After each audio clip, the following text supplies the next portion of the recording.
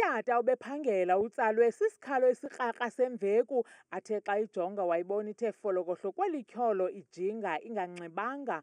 Ngoko nangoko waya kwaSibonda ukuya kubika lo mbono uhlasimlisa umzimba. Umntu obhaqula usana nguMdumiseni Rhubela uye wafika kum iripoti uba uve usana olukhalayo ecaleni kwendlela.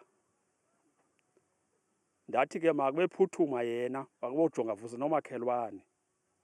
Bayile bafike usana olu luxhomakele luphezulu kwezihlahleni.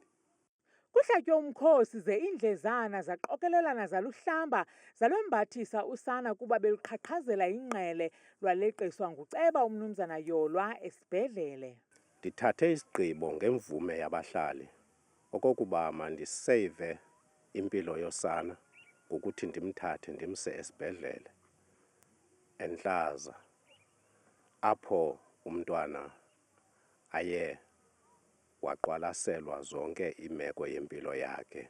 Imveku ke isekwisibhedlele iSt Barnabas ngelixa unontlalontle besangqubanisa intloko nekhaya lolusana. The child is still in hospital under close monitoring. Psychosocial support services have been rendered to all affected, and the department will continue to offer such support.